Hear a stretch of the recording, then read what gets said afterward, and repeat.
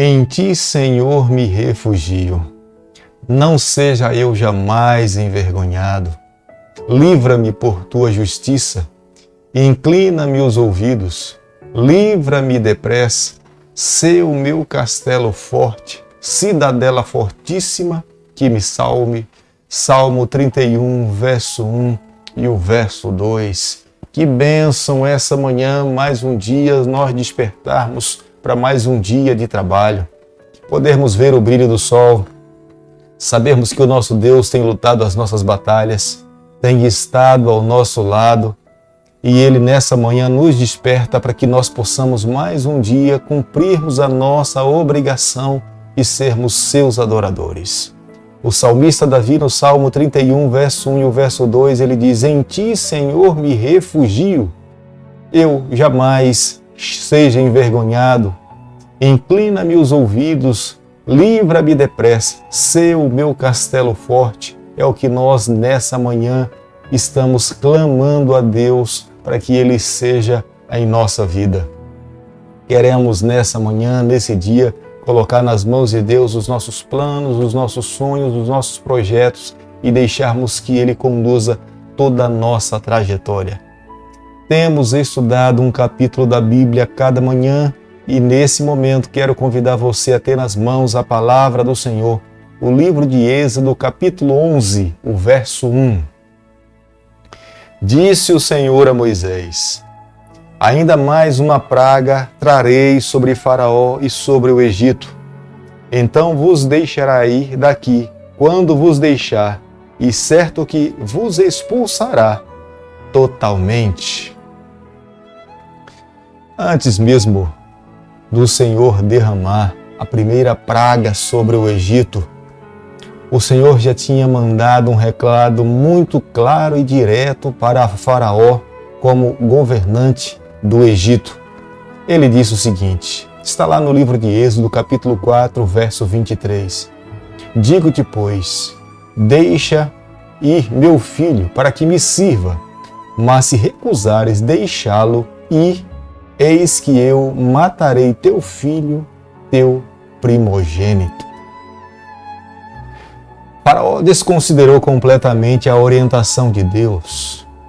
O Senhor foi muito claro ao comunicar a Faraó qual era a sua vontade e o que ele esperava que Faraó fizesse. Mas o orgulho destruiu não apenas a família de Faraó, mas também o povo do Egito. Eu creio que nessa manhã nós podemos refletir nas ações de Deus em direção ao Egito. E nós precisamos pensar como que nós temos respondido ao chamado de Deus para a nossa vida. Porque Deus sempre irá cumprir com seus propósitos.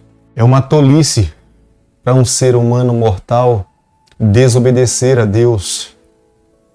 Faraó aprendeu em momentos difíceis da sua vida que de fato não deveria ter desobedecido ao Senhor. O Senhor sabe perfeitamente quebrantar uma alma para que ele possa reconhecer que Deus é Deus.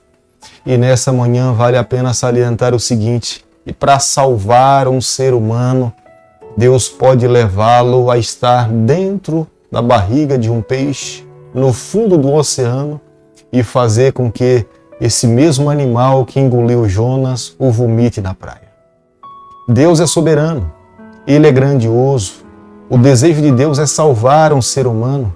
É claro que Ele dá liberdade para que o ser humano possa fazer as suas escolhas, mas incessantemente Ele vai ao encalço desse ser humano com todas as suas investidas, como Ele fez no Egito, para que esse ser humano possa, em algum momento da sua trajetória, reconhecer que Deus é Deus. Para que depois, mais adiante, ele fale que Deus não foi misericordioso com ele, que Deus não foi complacente, que Deus não lhe deu nenhuma chance.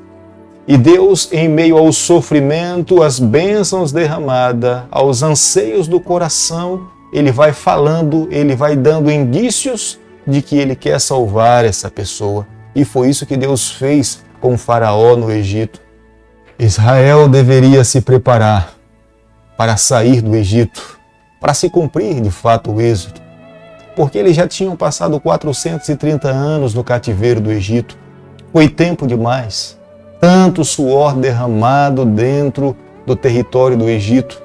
Não apenas suor, mas lágrimas e sangue também. Os egípcios enriqueceram às custas dos israelitas. Os israelitas construíram palácios, construíram catedrais, construíram pirâmides, trabalharam na lavoura, cuidaram do seu gado. Os israelitas serviram de garçons, serviram às mesas dos faraós. Agora era o momento do povo de Deus sair do cativeiro do Egito. A ordem de Deus era muito clara, que eles deveriam pegar os despojos dos seus vizinhos, daqueles que estavam dentro do Egito. E quero nesse momento ressaltar o que diz a palavra hebraica, quando Deus estava pedindo para que eles pegassem os utensílios da casa dos seus vizinhos.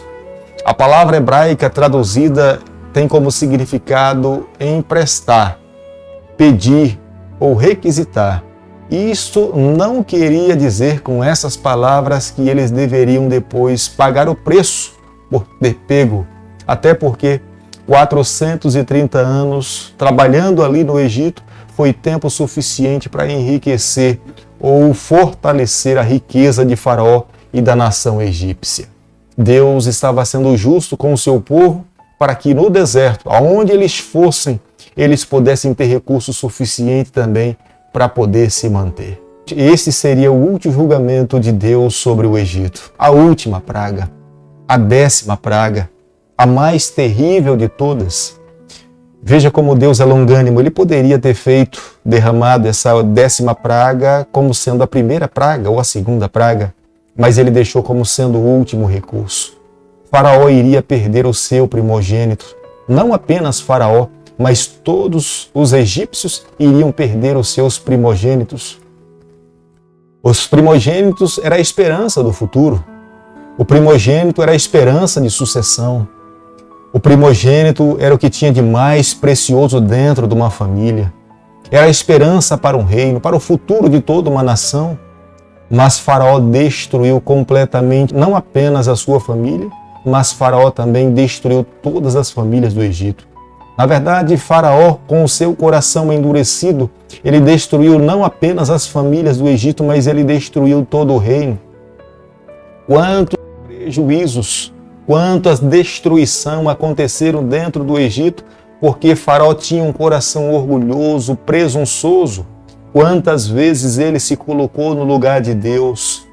E creio que Deus, incessantemente, com atos de misericórdia, com o intuito de levar Faraó a entender e salvar uma nação, Deus estava conduzindo a história do Egito e do planeta Terra para o desfecho final, que Deus sabia o que seria melhor para o seu povo e para a sua nação.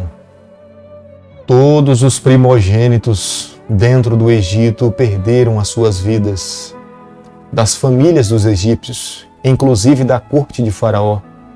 Mas vale a pena ressaltar nessa manhã que nenhum primogênito do povo hebreu, dos filhos de Jacó, perderam as suas vidas. Enquanto o anjo da morte visitava as famílias dos egípcios, e você pode imaginar aqui o pranto, a dor, o luto, os gritos das mães ao perder os seus filhos, as hebreias, os pais hebreus, os israelitas estavam nas suas casas, calados, quietos, buscando a Deus e pedindo a Deus a libertação. Tenha certeza de uma coisa, amigo, um dia Deus, com mão poderosa, Ele irá também libertar o seu povo do cativeiro dessa terra. Nós precisamos ainda hoje, enquanto há tempo de graça, há tempo de misericórdia, nós precisamos anunciar as boas novas de salvação. Nós precisamos proclamar ao mundo quem é Deus, quem é Jesus Cristo, que um dia Ele vai voltar aqui a essa terra com todo o poder e glória. Todos os juízos que nós vimos no livro de Êxodo, no começo da Bíblia, quando nós abrimos a Bíblia no último livro, no livro do Apocalipse, nós olhamos ali e vemos que o juízo de Deus também irão cair sobre a face dessa terra. Mas nessa manhã, eu tenho certeza de uma coisa, O que cada um de nós temos que fazer é reconhecermos que fomos um povo chamado por Deus para assumirmos a responsabilidade de anunciarmos as boas novas de salvação, de falarmos ao mundo que um dia Jesus Cristo irá voltar aqui a essa terra. Ao longo do estudo do livro de Êxodo, das 10 pragas que caíram sobre o Egito, nós vemos a narrativa bíblica dizer que Faraó endureceu o seu coração. Em outro momento, nós podemos ver a Bíblia dizer que Deus endureceu o coração de Faraó. Nós podemos perceber uma coisa: Faraó não era completamente inocente.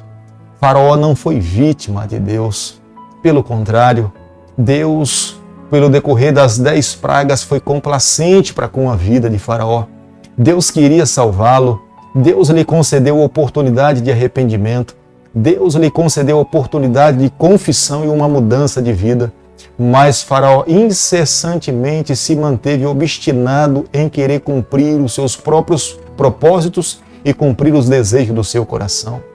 Ele não estava disposto a se render ao convite de Deus, a ouvir o que Deus estava lhe pedindo, porque se ele ouvisse o que Deus estava lhe pedindo, consequentemente Deus também seria benevolente para com ele e para com o seu reino.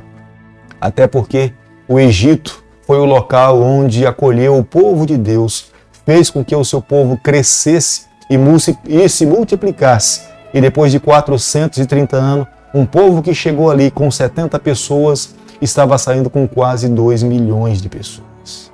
Contudo, fica claro que Deus sabe os limites de provar um coração humano. Deus não vai além do que um ser humano possa suportar.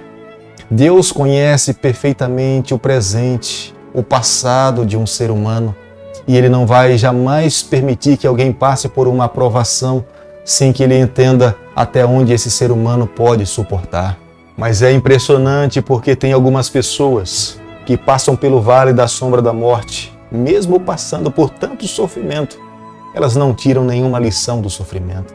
Elas não conseguem reconhecer que Deus é Deus. Mas ao terminarmos, amigo, nessa manhã, o estudo do capítulo 11 do livro de Êxodo, eu quero pedir a Deus nessa manhã que da forma como Deus tem conduzido a nossa vida, nós em todo momento nós possamos enxergar as mãos de Deus conduzindo a nossa trajetória. Que as mãos de Deus em todo momento tentando nos salvar, tentando revelar ao meu coração e ao seu coração que Deus é soberano e que nós precisamos reconhecê-lo como único, digno do nosso louvor e da nossa adoração. Querido Pai, nessa manhã nós nos colocamos em Tuas mãos, pedindo ao Senhor que molde a nossa trajetória, fortaleça a nossa caminhada, que nos ajude a cada dia a seguirmos os Teus caminhos. Fica conosco, é o nosso pedido e a nossa oração, e nós fazemos em nome de Jesus. Que o Senhor te abençoe e te guarde, que Ele faça resplandecer o seu rosto sobre você, que Ele tenha misericórdia de você, que sobre você nessa manhã Ele levante o seu rosto e conceda a sua paz em nome de Jesus.